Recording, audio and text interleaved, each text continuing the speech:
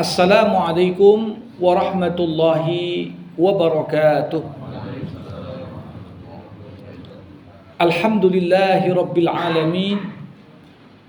Wabihi nasta'in ala umurid dunya waddin. Summa salatu wassalam ala khairi man ba'athahu Allah rahmatan lil alamin. Sayyidil anbiya'i wal mursalin Rasulillah Muhammad sallallahu alaihi wasallam wa ala alihi wa ashabihi ajma'in. Allahumma allimna ma yanfa'una wanfa'na bima 'allamtana wa zidna ilma innaka antal alimul hakim. Wa ba'd. Bapak-bapak, ibu-ibu, saudara-saudari jamaah fardu subuh rahimakumullah. Marilah kita tak hentinya memanjatkan puja dan puji hanya kepada Allah, pemilik alam semesta beserta segala isinya, yang menciptakan kita, yang merahmati kita. Semoga dengan segala amal-amal yang bermuatan kesyukuran kita kepada Allah menjadi sebab Allah bukakan pintu-pintu nikmat lainnya untuk kita semua. Salawat berangkaikan salam kita hadiahkan kepada Rasulullah Muhammad sallallahu alaihi wasallam. Allahumma salli wa sallim wa barik alaihi. Harapan kita tergolong pengikut baginda yang insyaallah mendapatkan syafaat nantinya. Jemaah rahimakumullah, masih dalam pembahasan kita seputar kitab Al-Arba'un An-Nawawiyah. Hari ini kita akan membahas hadis ke-14 dari kumpulan hadis-hadis yang dihimpun oleh Imam Syarhuddin An-Nawawi. Hadis hari ini menggambarkan bagaimana komitmen yang begitu tinggi dalam ajaran Islam untuk melindungi nyawa seorang manusia. An Ibni Mas'ud radhiyallahu an qala Rasulullah sallallahu alaihi wasallam la yahillu damu mri'in muslimin yashhadu an la ilaha illallah wa anni rasulullah illa bi ihda thalath al-thayyibul dhani wan nafsu bin nafsi wat tariku li dinihi al-mufariqu lil jama'ati. Rawahul Bukhari wa Muslim. Diriwayatkan dari sahabat Abdullah bin Mas'ud radhiyallahu an, dia berkata, Rasulullah Muhammad sallallahu alaihi wasallam bersabda, tidak halal darah seorang muslim yang bersaksi tidak ada Tuhan selain Allah dan aku adalah utusan Allah, kecuali karena satu dari tiga hal berikut.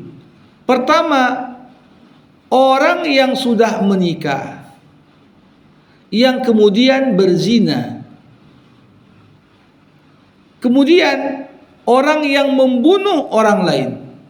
Dan yang ketiga, orang yang meninggalkan agamanya, memisahkan diri dari jamaah.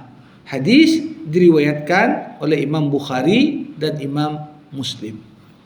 Bapak Ibu, jamaah rahimakumullah, Allah Subhanahu wa taala tatkala meridhoi Islam sebagai agama satu-satunya yang benar, mengutus para nabi, menurunkan kitab suci. Tujuan Allah di balik itu semua dirumuskan oleh para ulama dengan apa yang disebut maqasid syariah. 5 tujuan utama kenapa ada syariat Islam. Kenapa ada aturan-aturan dalam Islam. Yang pertama apa tujuan Allah lewat aturan-aturannya? Hifzuddin. Bagaimana aturan-aturan ini bisa menjadi jaminan agama itu terpelihara. Disuruh kita sholat, disuruh kita puasa, disuruh kita berkurban. Ini semua adalah bagaimana kita jaga syiar-syiar agama itu tetap hidup di tengah masyarakat. Bagaimana termasuk pemeliharaan agama, ya, kita tak boleh paksa agama Islam ini kepada siapapun, walaupun ini agama yang benar. La ikraha fid din. Tak boleh ada pemaksaan dalam beragama. Kenapa? Orang yang memeluk satu agama dengan keterpaksaan, sebenarnya kita hanya menambah jumlah orang munafik baru di tengah-tengah umat Islam. Agama itu harus berangkat dari panggilan jiwa. Agama itu harus berangkat dari keyakinan yang begitu kuat dan kokoh. Kalau orang masuk Islam karena meyakini Islam adalah pandangan hidup yang benar, sistem kehidupan yang Allah ridhoi, insya Allah dia akan jadi muslim yang baik. Yang kedua, hifzun nafs, memelihara jiwa. Jadi disuruh kita makan, disuruh kita minum, disuruh kita istirahat. Bahkan Nabi marah pada sahabat yang sholat terus, tidak tidur-tidur.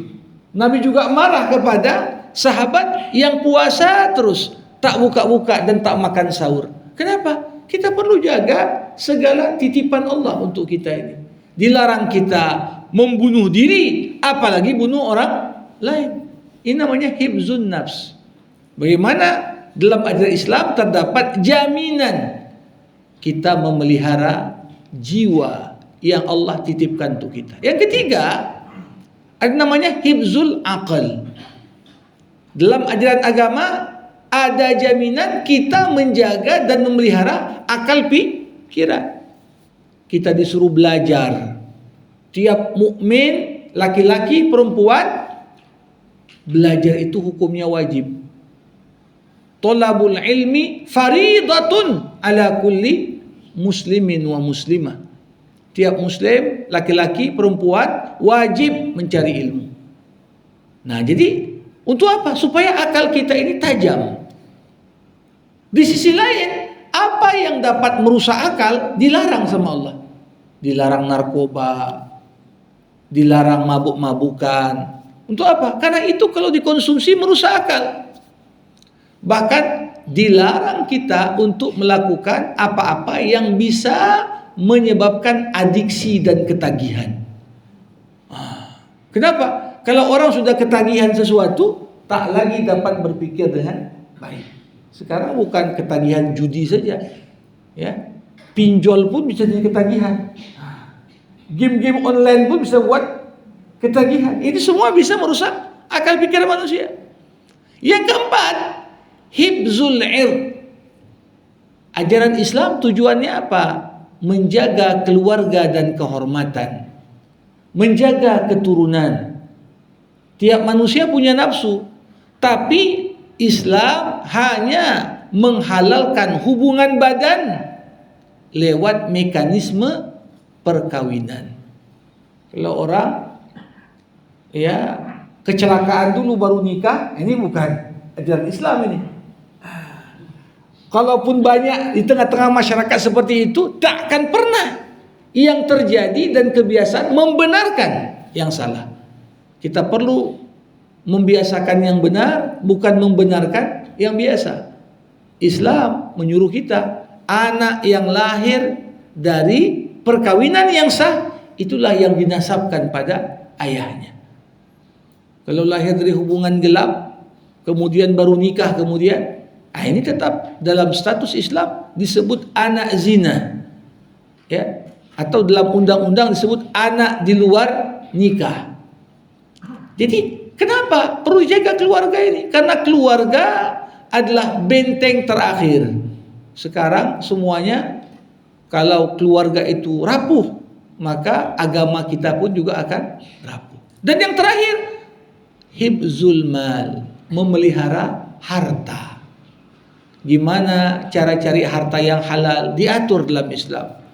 Apa-apa saja yang tergolong penghasilan yang haram dilarang dalam agama. Tujuannya apa? Supaya kita memastikan harta yang kita konsumsi, yang kita pakai, yang kita belanjakan itu adalah benar-benar dari jalur dan jalan yang Allah Subhanahu wa taala ridhoi dan Allah izinkan untuk kita gunakan. Nah, hadis yang tadi saya bacakan berkaitan dengan tujuan yang kedua, hifzun nafs. Ya, nyawa manusia ini begitu tinggi nilainya di sisi Allah. Sampai-sampai Nabi Muhammad SAW mengatakan, lahadmul Ka'bah ahwanu indallah min iraqati damin muslimin bighairi haq. Runtuhnya Ka'bah, kata Allah, kata Rasulullah, runtuhnya Ka'bah lebih ringan di sisi Allah dibandingkan seseorang menumpahkan darah seorang muslim tanpa alasan yang dibenarkan. Karena pada hakikatnya semua manusia harus menjaga kehidupan. Jangan gara-gara dianggap dia miskin berarti nyawanya pun murah. Tidak. Jangan gara-gara dia bodoh boleh saja dianiaya atau dinistakan. Tidak. Mau kaya, mau miskin, mau pejabat, mau rakyat biasa, semuanya nyawanya itu bernilai. Sehingga dikatakan dalam sebuah hadis, la yazalul mar'u ala fushatin min dinih ma lam yasfik daman haraman. Seorang itu masih dianggap baik agamanya selama dia belum menumpahkan darah orang lain tanpa sebab yang dibenarkan. Kalau tangan sudah ringan untuk memukul orang, membunuh orang, atau melenyapkan orang, ini tanda ada yang salah pada agamanya.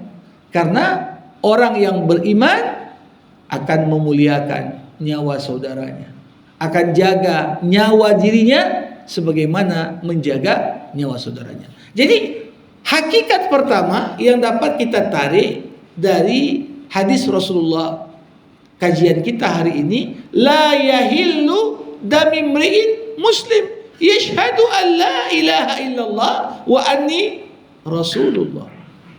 Kalau menghormati nyawa manusia secara umum itu adalah penting, lebih penting lagi kita jangan sampai membunuh sesama saudara muslim. Apalagi kita tahu dia sudah bersyahadat, asyhadu an la ilaha illallah wa asyhadu anna muhammadar rasulullah. Ketika seorang itu sudah bersyahadat, baginya apa yang menjadi hak seperti hak yang kita miliki, dan atasnya ada kewajiban sebagaimana kewajiban yang kita miliki. Dan kita ini disuruh menilai orang berdasarkan yang nampak. Kita nggak disuruh untuk membelah dada tiap orang. Itu betul nggak Islamnya dia? Enggak. Selama dia bersyahadat, menunjukkan tanda-tanda keislaman, ya sudah. Kita menilai berdasarkan yang tampak saja. Itulah hakikatnya. Jamaah rahimakumullah, ada sebuah peristiwa penting terjadi di zaman Rasulullah Muhammad sallallahu alaihi wasallam. Di sebuah perang yang berkecamuk, ada seorang sahabat Nabi namanya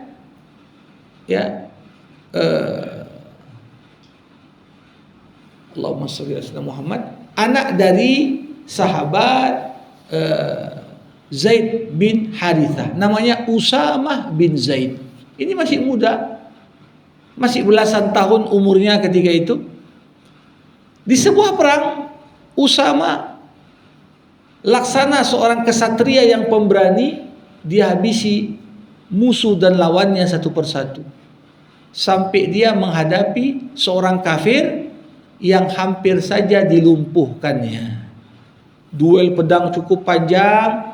Ketika dia hampir mau menghunuskan pedangnya ke perut orang kafir tadi, tiba-tiba kafir itu cepat-cepat ngomong, asyhadu an la ilaha illallah wa asyhadu anna muhammadar rasulullah. Usama melihat ini Syahadatnya ece-ece ini. Ini menurut Usama. Kenapa?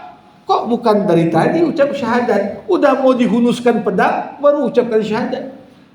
Tak peduli dia. Orang tersebut udah mengucap 2 kalimat syahadat, tetap ditikamnya. Dibunuhnya. Tetap dibunuhnya orang yang bersangkutan, walaupun sudah mengucap 2 kalimat syahadat. Selesai perang. Sampai kabar kepada Rasulullah. Rasul, tadi Usama bunuh orang yang udah bersyahadat. Maka Nabi pun memanggil Usama. Usama, sini. Ada apa Rasulullah? Sampai kabar kepadaku, engkau membunuh orang yang udah mengucapkan 2 kalimat syahadat. Betul nggak itu? Ya memang ada tadi Rasulullah. Tapi orang itu syahadatnya ece-ece, katanya. Udah hampir dia kutaklukkan, baru mengucap syahadat. Lantas Nabi Muhammad bertanya, dari mana kau tahu dia mengucapkan syahadat itu ece-ece? Apa kau sudah belah dadanya sehingga kau katakan dia itu pura-pura? Lantas Nabi melanjutkan wejangannya kepada Usama dengan mengatakan, wahai Usama, bagaimana sikapmu kalau nanti di hadapan Allah pada hari kiamat ucapan la ilaha illallah datang menggugatmu di hadapan Allah? Seketika Usama terdiam, membayangkan betapa beratnya momen ketika nanti kita semua kembali kepada Allah. Orang yang kita bunuh, dia seorang muslim, terlepas muslimnya baik atau muslim yang buruk, tapi dia sudah mengucap 2 kalimat syahadat. Bagaimana kalau ucapan la ilaha illallah, kata Rasulullah, menggugatmu di hadapan Allah nanti pada hari kiamat? Terdiam Usama. Nabi mengulangi ucapan yang sama hingga 3 kali. Seketika itu Usama berkata, aku berharap aku belum masuk Islam ketika aku bunuh orang tersebut. Kenapa? Menggambarkan betapa beratnya pertanggungjawaban seorang muslim membunuh saudaranya yang udah mengucap 2 kalimat syahadat. Padahal Usama ini termasuk di antara remaja di kalangan sahabat yang paling disayang Rasulullah. Karena bapaknya, ya, Zaid bin Harisah itu anak angkat Nabi. Maka Usama ini macam cucu Nabi juga. Ya, tapi lihat bagaimana ucapan Rasulullah kepada Usama yang membuatnya sampai berkata, aku berharap di momen aku bunuh orang tersebut, aku belum masuk Islam. Kenapa? Karena kalau kemudian dia baru masuk Islam, Islam itu dapat menutup lembaran kelam di masa lalu. Ini dia sudah buat sebuah dosa besar ketika dia sudah berislam. Nah, jamaah rahimakumullah. Jadi tidak boleh kita membunuh sesama muslim, membunuh orang yang zahirnya Islam. Apakah larangan membunuh muslim itu sifatnya mutlak? Tidak. Ada 3 kasus pengecualian kita boleh membunuh muslim. Muslim boleh dibunuh? Boleh. 3 alasan saja yang membolehkan. Dalam kondisi di luar 3 hal ini tak boleh kita bunuh. Yang pertama apa?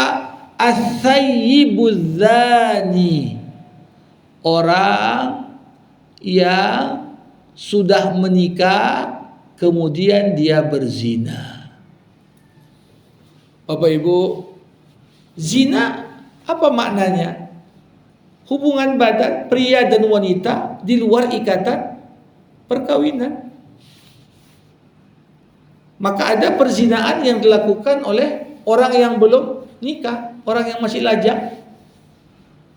Tapi ada juga zina yang dilakukan orang yang sudah nikah.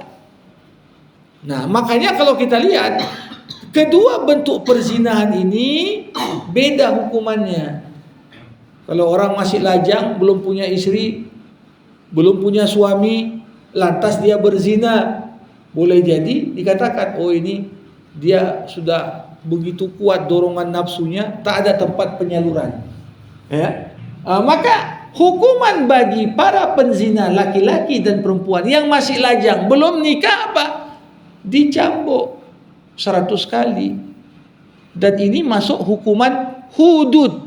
Apa makna hukuman hudud? Hukuman yang diatur oleh Allah secara langsung, yang tak boleh dikotak-katik manusia. Allah yang buat aturan. Ini haknya Allah. Kalau ada yang berzina, dia belum nikah, dicambuk 100 kali. Boleh enggak kalau dikurang? Enggak boleh. Boleh enggak kalau ditambah? Tambah silakan, tapi hak Allah dikerjakan. Lebih dari itu, haknya hakim untuk menambah.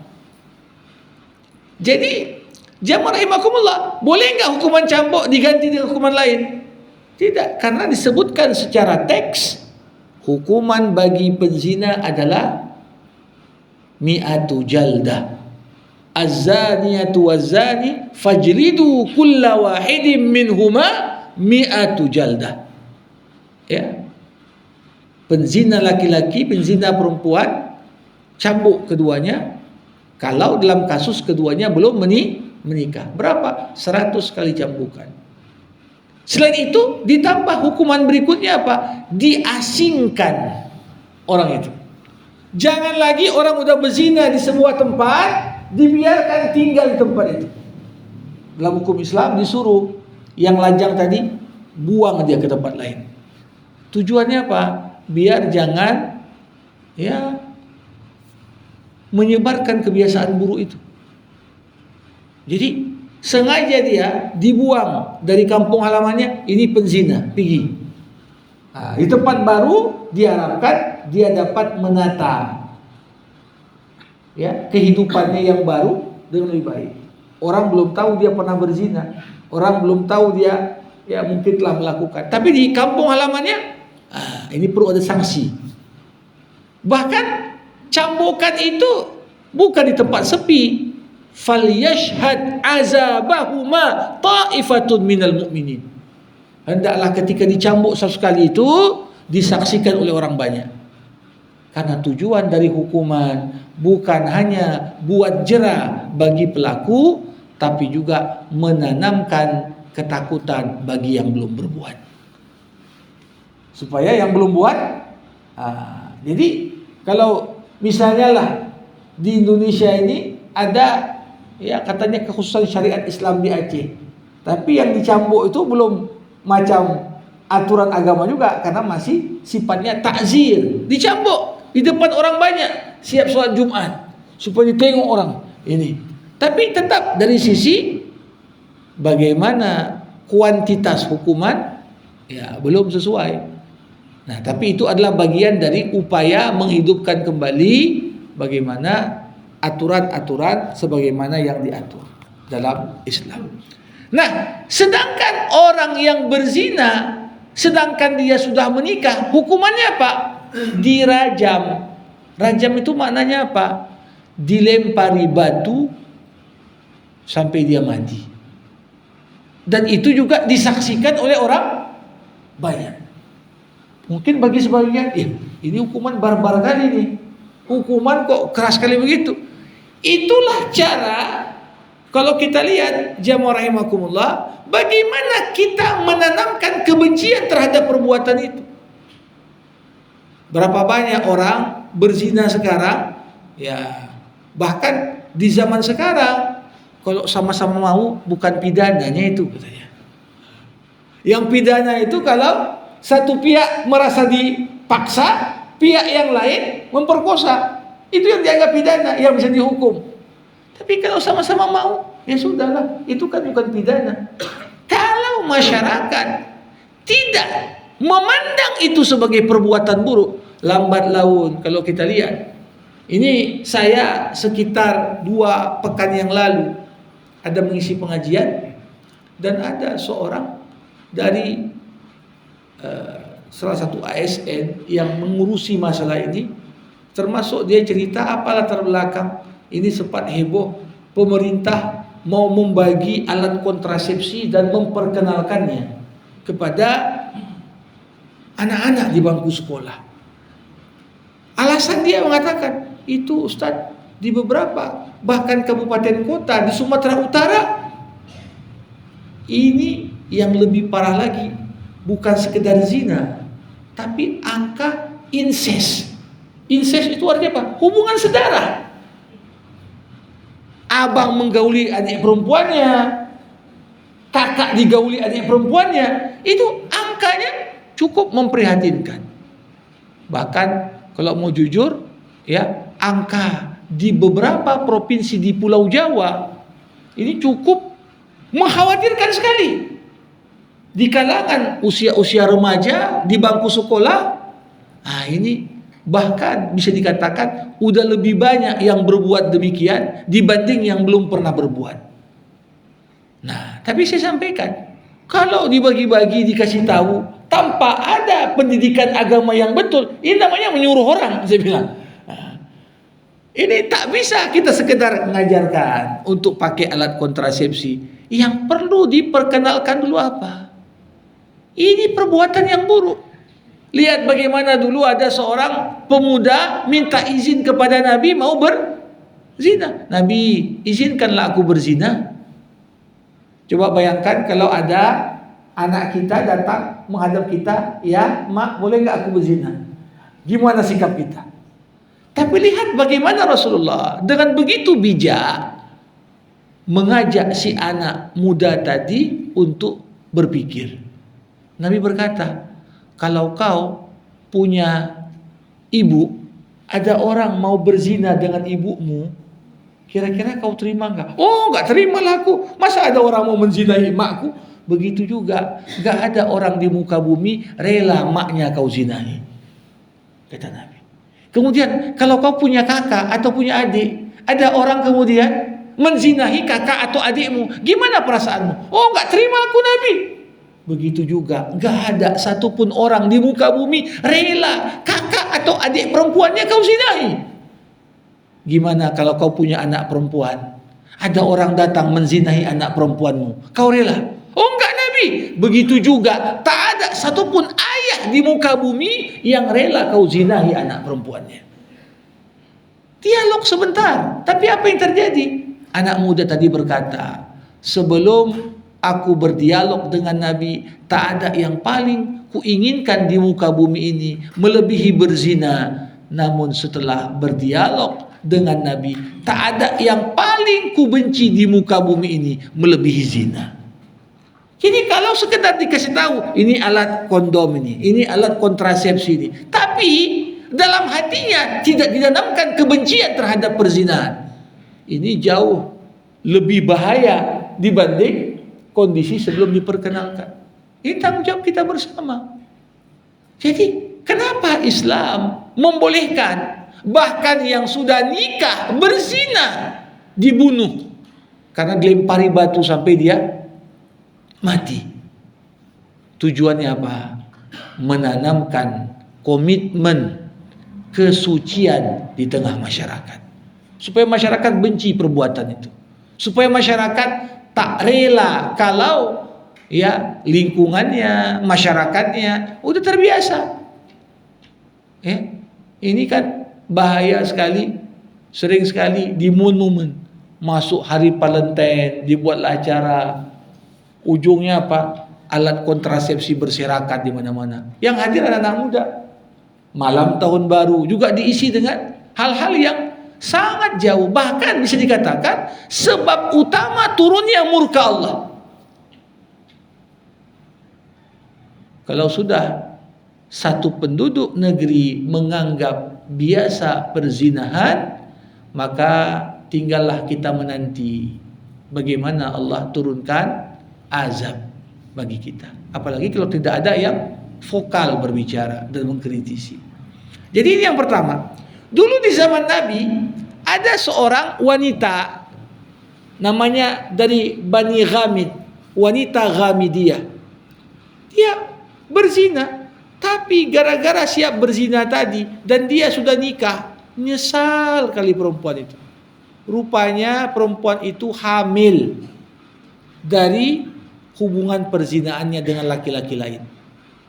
Ketika itu dia lapor sama Nabi, Nabi, aku siap untuk dirajam, dilempari batu.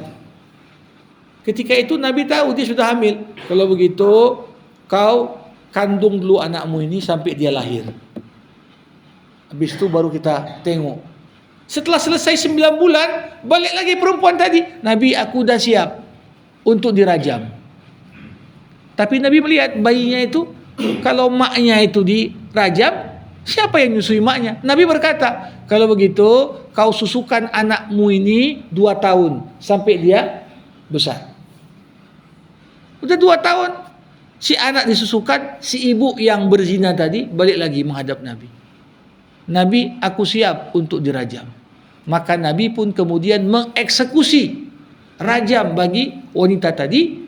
Ketika salah seorang sahabat Nabi melempari batu sampai terciprat darahnya, dimaki oleh sahabat tadi, wanita itu, Nabi berkata pada sahabat yang memaki, jangan kau katakan sedikit pun yang buruk tentangnya.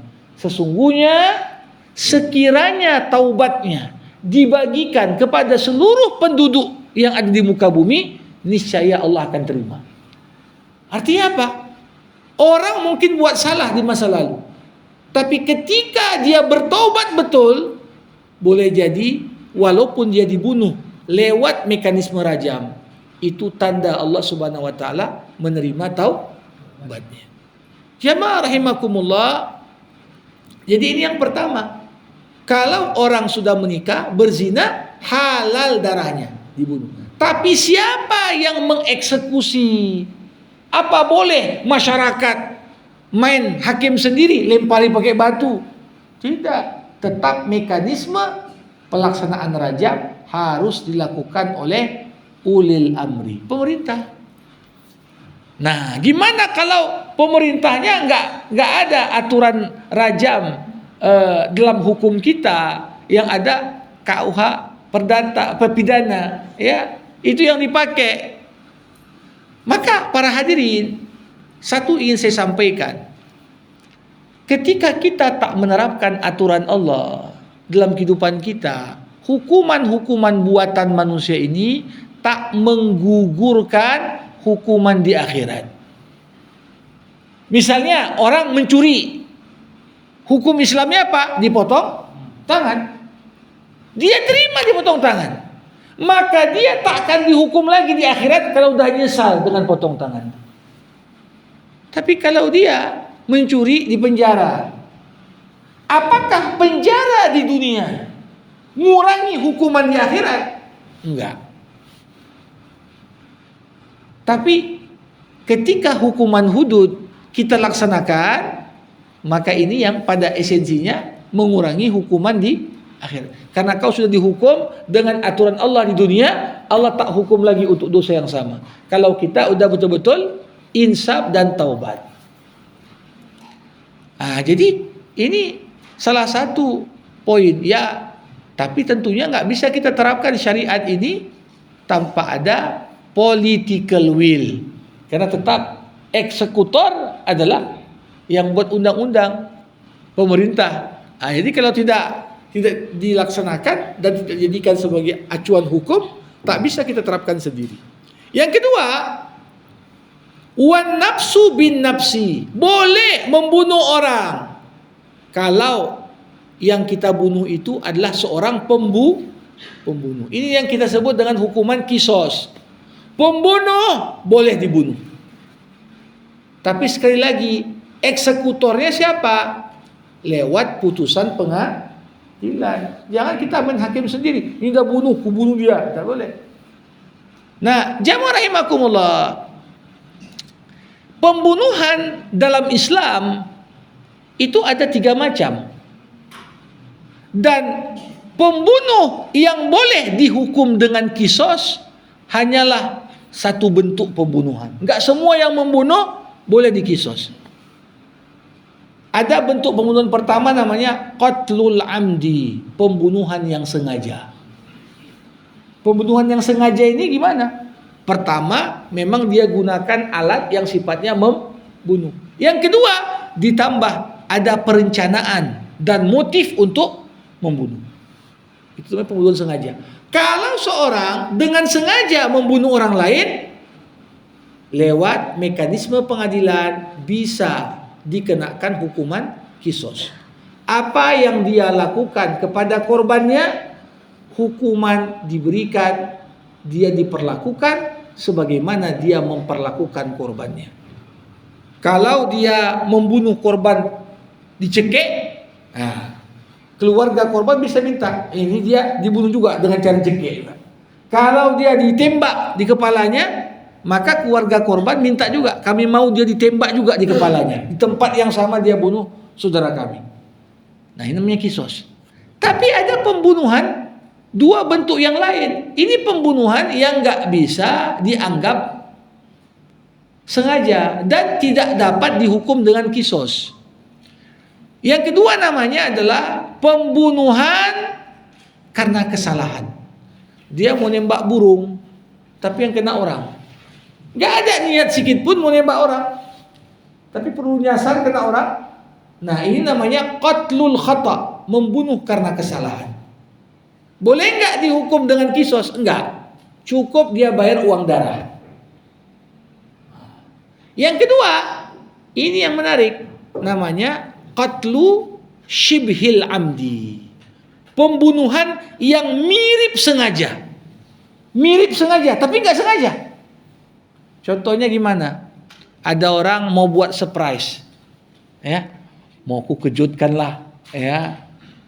Mungkin pas dia ulang tahun atau apa, dikejutkannya. Begitu masuk, rupanya pas pula malaikat Israel mau cabut nyawa.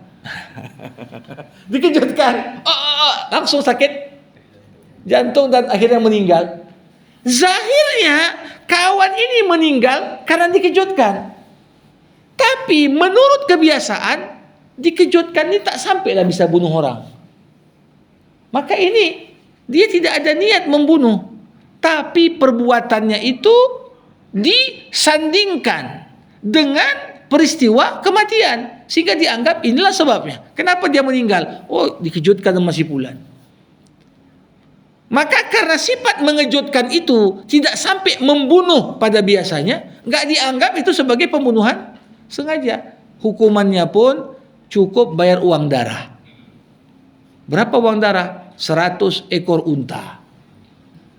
Makanya kalau ada kasus-kasus TKW dianggap membunuh majikan, itu sampai uang darahnya miliaran, ya pantas.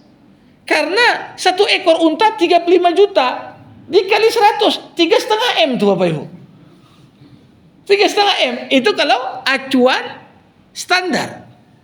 Maka jiwa manusia itu mahal. Jangan kita anggap enteng sama nyawa manusia. Gara-gara sering nonton film action, sikit-sikit tembak orang, nanti terbawa juga. Ya, kadang-kadang seakan-akan nyawa itu nggak ada nilainya. Tidak halal nyawa seorang pertama tadi, kecuali dia penzina yang sudah nikah. Yang kedua, karena dia membunuh orang lain dengan sengaja. Maka lewat putusan pengadilan dapat dijatuhkan hukuman kisos kepada yang bersangkutan. Kalau dia membunuh, maka dia dibunuh. Yang ketiga, ini yang menarik, at-tariku lidinihi al-mufariqu lil jamaah. Apa sebab yang boleh kita membuat seorang itu dibunuh? Orang yang dengan sengaja meninggalkan agamanya dan membuat perpecahan di tengah masyarakat. Inilah yang disebut dengan orang yang murtad. Bapak Ibu, terkait dengan hukuman murtad ini ada dua pandangan ulama. Murtad yang bagaimana yang boleh dibunuh? Apakah semua orang murtad yang dulu Islam, kemudian dia tinggalkan Islam, ini kemudian layak dibunuh? Ada hadis Nabi yang sifatnya umum. Man baddala dinahu faqtuluh. Siapa yang gonta-ganti agamanya, maka bunuh dia.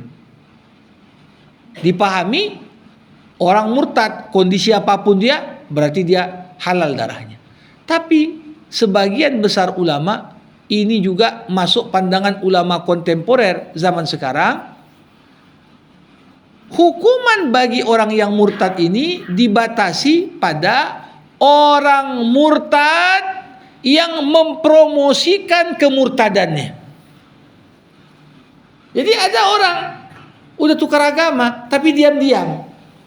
Kalau udah diam-diam kan nggak tahu juga kita.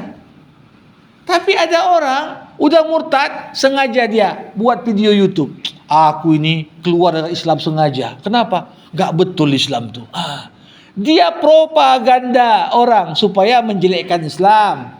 Atau kemudian dia buat di media sosial dengan penuh bangga. Dia dibaptis kemudian. Untuk kemudian dia jelek-jelekkan agama sebelumnya. Ini yang perlu kemudian ditertibkan. Kenapa? Karena Islam pun tak pernah paksa dia masuk Islam pertama. Tak pernah dipaksa dia masuk Islam pertama. Tapi kalau ada orang ganti agama seperti ganti baju, hari ini Islam, besok keluar lagi, nanti mau kawin dia sama muslimah, masuk Islam lagi. Habis itu ditariknya pula istrinya jadi agama di luar Islam. Nah, ini namanya mempermainkan agama.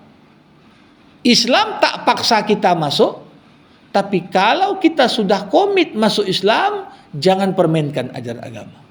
Jangan pula promosikan untuk meninggalkan ajaran agama itu dengan mudah. Nah, ini bagian ketiga. Kalau ada orang meninggalkan agamanya, mempromosikannya, menyelisihi jemaahnya, ya, maka ini masuk dalam kelompok yang ketiga yang halal darahnya. Tapi tentu saja kembali eksekusi terhadap kelompok ini nggak boleh main hakim sendiri masyarakat. Dikembalikan kepada putusan pengadilan. Jadi ulil amrilah yang bertanggung jawab atas masalah ini. Bapak Ibu jamaah rahimakumullah. Jadi untuk itu kadang-kadang ada orang murtad tanpa menyadarinya. Gimana? Ada orang murtad tahu dia dengan sengaja dia proklamirkan, aku udah keluar Islam katanya. Aku masuk agama A atau agama B. Bahkan dia ikut ritual agama itu. Ini jelas murtad. Tapi ada orang dia keluar Islam tanpa dia sadar. Apa itu? Contoh kecil, orang yang ingkar terhadap solat. Rasulullah pernah mengatakan, al-farqul ladzi bainana wa bainahum as-salat. Faman tarakaha faqad kafar. Perbedaan antara kita dan orang di luar Islam adalah solat. Siapa yang meninggalkan solat karena mengingkari kewajiban solat, maka sungguhnya dia telah kafir. Ini tegas. Jadi orang nggak solat itu dua macam, Bapak Ibu. Ada orang nggak solat karena malas. Solat bang, aduh capek kali, malas kali aku solat. Ini berdosa. Kalau udah terbiasa karena kemalasan tak solat, lama-lama jadi dosa besar. Ya, menggampangkan enteng. Tapi kalau ada orang solat, alah apa itu solat? Tak pentingnya solat itu. Gak ada guna. Bahkan berfilsafat pula dia. Itu banyak yang suatu korupsi juga itu. Gak penting solat. Kalau ada orang udah tak solat, berargumentasi untuk mengingkari keutamaan solat dan kewajiban solat, ini bisa kufur gara-gara perkataannya. Makanya dalam Islam kalau terjadi seperti ini apa? Sebelum dieksekusi, istitab dulu, diminta bertobat. Minta bertobat, panggil dia. Ini kan banyak sekali zaman sekarang orang-orang bodoh ngaku alim. Ada yang bilang bisa bahasa semut, ada yang bilang bisa cerita sama malaikat, ya. Yang aneh-aneh. Kemudian dipanggil klarifikasi pun, ya, kadang-kadang mangkir. Nah, di sini kadang-kadang sasarannya siapa? Ya masyarakat awam yang kadang-kadang bisa dipermainkan agamanya. Ini bahaya sekali yang seperti ini. Nah, kita ikut orang yang sesat, lama-lama kita keluar dari Islam. mengingkari satu persatu ya dari rukun iman, mengingkari satu persatu dari rukun Islam.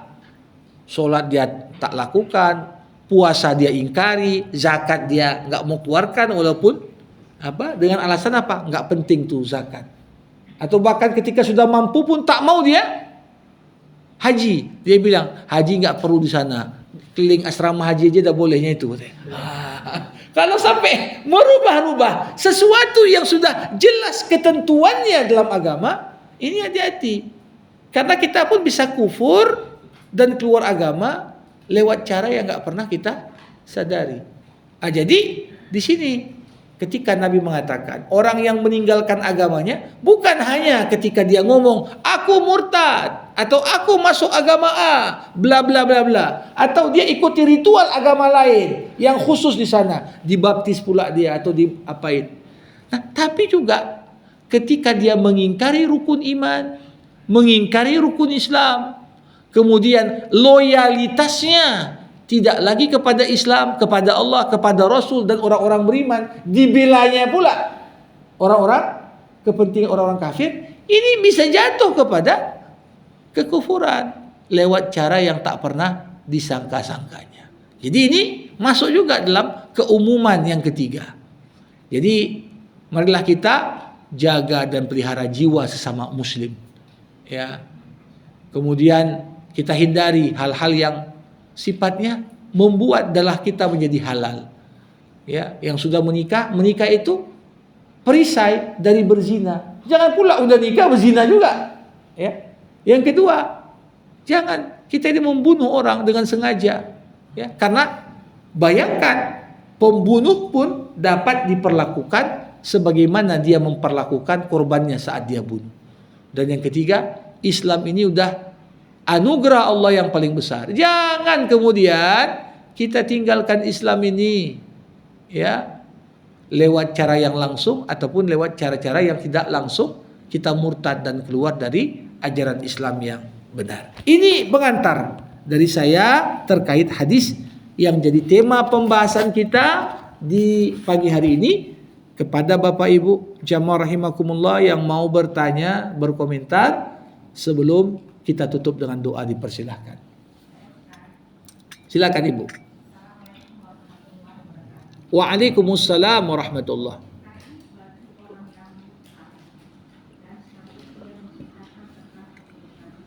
Ya. Ya.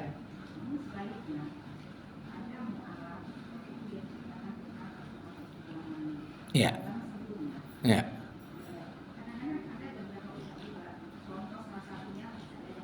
Ya.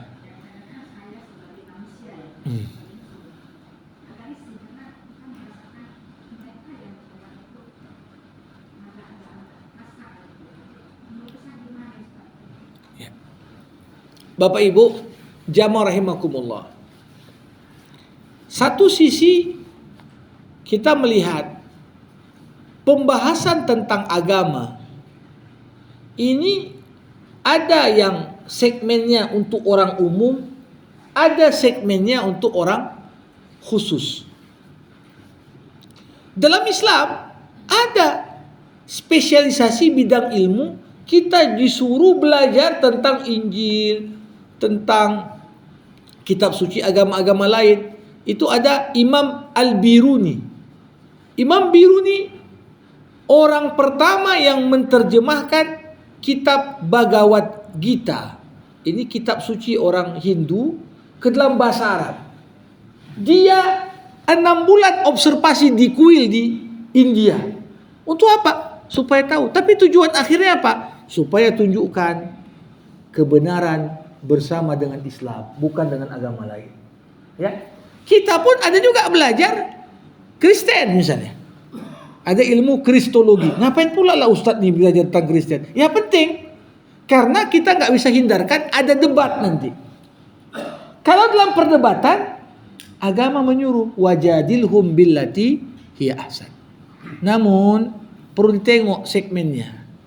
Kalau dia bicara di depan kalangan sendiri apa? Dia Muslim bicara di tengah-tengah orang Islam, di tengah-tengah orang Islam. Dia mau sampaikan mana kerancuan pada akidah sebelumnya, dan sasarannya ya ke orang Islam. Dia orang Islam disasarkan pada orang Islam. Ini yang nggak ada masalah. Tapi ketika masalahnya sekarang ceramah agama untuk orang khusus pun di YouTube kan, jadi tonton juga oleh tonton Muslim, sehingga mereka merasa terganggu, kan begitu. Nah, kalau pada perdebatan ini kan forum umum, mau datang Muslim, mau non Muslim, ya silakan. Karena memang sama-sama kita ingin pertahankan agamaku yang paling benar, kan begitu. Nah, dalam konteks kita bercerita, yang saya katakan tadi, ini orang udah murtad. Kalau dia ngomong hanya kepada kelompok barunya, ya nggak apa-apa. Tapi ini justru sengaja dia ingin mengajak yang lainnya untuk murtad bersama dia. Nah, ini yang sesuatu yang agak menimbulkan juga satu atmosfer dan kondisi yang ya menjadi ketegangan antar pemeluk agama yang berbeda-beda. Jadi perbedaan itu pasti ada, dan kita perlu orang-orang yang memang spesialisasi di bidang itu. Nah, ini yang terjadi. Jadi satu sisi, sebagaimana kita tak pengen ada orang Islam kemudian mempromosikan kemurtadannya, di sisi lain orang yang makanya macam Yahya Waluni, ya dulu Insan Moko Ginta, ini mereka nggak mau dibilang mu'alaf. Kami nggak mu'alaf, kami muhtadin, orang yang dapat hidayah katanya. Tapi satu sisi dilihat dia segmennya itu debat atau segmennya itu untuk kalangan orang Islam saja.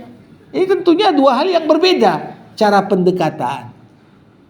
Jadi kadang-kadang ya problemnya apa yang menjadi kajian untuk kalangan khusus pun karena dia di video ditonton juga oleh sehingga akhirnya menjadi ya dianggap untuk khalayak umum, padahal enggak.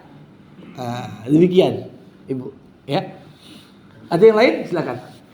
Ini tentang pembunuhan Ustaz. Ya. Artinya kita jalan-jalan dirampok orang nih Ustaz. Lalu dia membela diri. Ya. Dia terbunuhlah rampok itu. Ya. Gimana hukumnya? Ya. Membela diri terhadap upaya-upaya yang ingin ya merampok kita, merampas kita, bahkan membunuh kita, itu punya bab khusus dalam kitab fikih namanya daf'us sha'il. Membela diri ini ya enggak termasuk dalam kategori membunuh yang dilarang. Karena sebenarnya dia kalau enggak dia bunuh, dia yang dibunuh, kan begitu. Jadi artinya makanya ada hadis Nabi yang mengatakan man qutila duna nafsihi fahuwa syahid. Man qutila duna ahlihi fahuwa syahid. Man qutila duna malihi fahuwa syahid. Siapa yang terbunuh karena bela diri, dia syahid. Siapa yang terbunuh karena bela keluarganya, dia syahid. Siapa yang terbunuh karena membela hartanya jangan dirampok, dia pun syahid. Jadi ini tidak bisa kita anggap seperti orang yang membunuh yang terlarang, karena ini pada dasarnya pilihannya dua. Kalau dia nggak bela, dia pun jadi korban. Maka boleh, dan itu dengan pembuktian bisa saja nggak berlaku hukuman kisos bagi orang yang membunuh dengan tujuan untuk mempertahankan diri. Silakan, Prof. Ya. Waalaikumsalam warahmatullahi.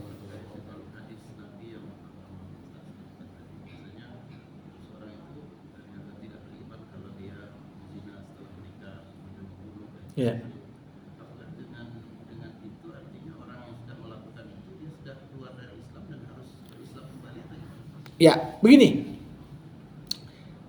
Keyakinan ahlus sunnah wal jamaah, orang yang melakukan dosa besar tidaklah berarti otomatis keluar dari Islam. Ya. Yang mengkafirkan orang yang melakukan dosa besar itu hanya golongan khawarij. Inilah orang-orang yang sikit buat dosa besar langsung dikafirkan, kok kafir, boleh dibunuh. Islam tidak. Ini hukuman tujuannya apa? Menjaga kemurnian masyarakat, supaya orang nggak nganggap enteng berzina, nggak nganggap enteng membunuh, nggak nganggap enteng murtad. Tapi kalau dia berbuat hal yang demikian, Apakah otomatis keluar dari Islam? Enggak. Ya. Kecuali dia murtad, memang dah keluar dari Islam. Tapi berzina dan membunuh, apakah orang yang membunuh Muslim otomatis murtad? Enggak. Tapi dia adalah mukmin yang berbuat dosa besar. Dan untuk dapat terhapus dosa besarnya, tak cukup hanya istighfar. Istighfar hanya untuk dosa-dosa kecil. Tapi dosa besar harus dengan taubatan nasuha. Dia tinggalkan perbuatan tersebut, dia sesali dan dia bertekad tak mau kembali melakukannya dan siap menerima konsekuensi hukuman kalau memang ada. Itu bentuk taubat. Ketika seorang penzina siap dia dirajam, itu taubatnya dia. Ketika seorang pembunuh ya siap dia menerima hukuman kisos, itulah taubatnya dia. Makanya saya katakan tadi, dia terima hukuman di dunia, tak dihukum lagi. Kalau betul tobatnya nanti dia di akhirat. Demikian. Baik, jemaah rahimakumullah, kita padakan untuk jumpa kita di pagi hari ini. Mari sama kita tutup kajian ini dengan doa. Alhamdulillahirabbil alamin, hamdan yuafi ni'amah wa yukafi'u mazidah. Ya Rabbana lakal hamdu kama yanbaghi li jalali wajhikal karim wa li azimi sultanik. Allahumma salli ala sayyidina Muhammad wa ashghilil zalimin bil zalimin wa akhrijna min bainihim salimin.